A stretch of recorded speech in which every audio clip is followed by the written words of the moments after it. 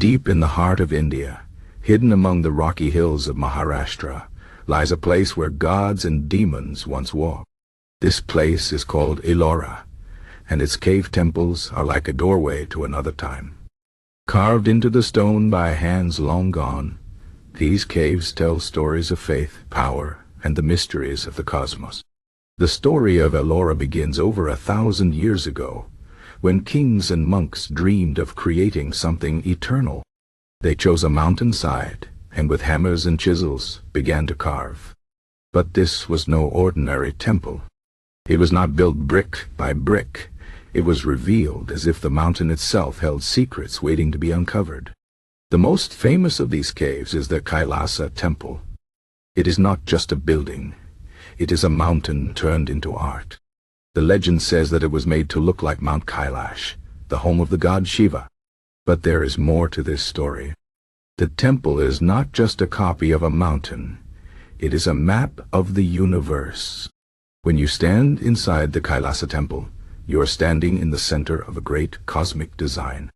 The walls are covered with carvings of gods and goddesses, but look closer. The patterns are not random. They show the movement of the stars, the dance of creation and destruction. The temple is a mirror of the heavens, a place where earth and sky meet. The men who carved this temple knew secrets we have forgotten. They understood that time moves in cycles, that the world is born, lives, and dies, only to be born again.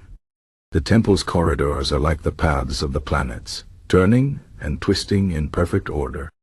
The pillars hold up not just the roof, but the weight of the sky itself. But why did they build such a place? Some say it was to honor the gods. Others believe it was to show the power of kings. But perhaps the truth is deeper. Perhaps the caves of Ellora were meant to be a machine, not one of gears and wheels, but of symbols and prayers.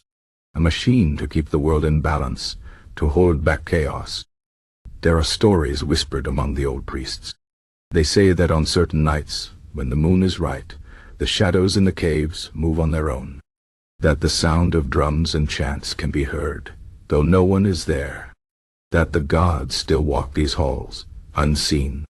Not all the caves of Ellora are Hindu. Some are Buddhist, some Jain. This is strange because in those days men often fought over religion. But here, in this hidden valley, they worked side by side.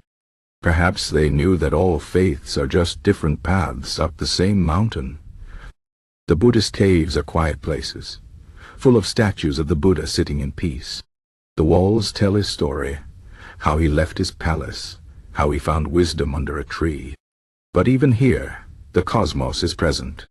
The ceilings are carved like the night sky, with stars and moons watching over those who meditate below.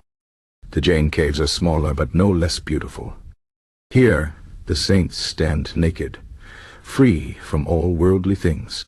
Their eyes are half closed, looking inward, seeing truths beyond this world. The carvings show lions and elephants, but these are not just animals. They are symbols of power and wisdom. Ellora is not just a place of the past. Even today, pilgrims come to walk these caves. They touch the walls, feeling the energy of centuries. Some say that, if you listen closely, the stones will speak to you.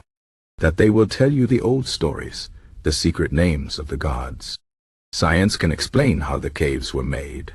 It can measure the stone and count the years. But it cannot explain why, after so long, these carvings still feel alive. Why a modern man, standing in the dark of the caves, can feel the same awe as a pilgrim from 1,000 years ago. Perhaps the answer lies in the stars. The builders of Ellora looked up and saw not just lights in the sky, but a living map. They saw the dance of time, the endless turning of the wheel, and they carved what they saw into the earth, so that even when they were gone, the message would remain. We live in a world of clocks and calendars where time is a straight line. But the caves of Ellora tell a different story, that time is a circle, that the end is only another beginning. The gods are not dead, they are waiting. The universe is not silent, it is singing.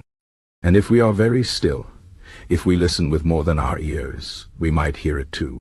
So the next time you look at the night sky, remember the caves of Ellora.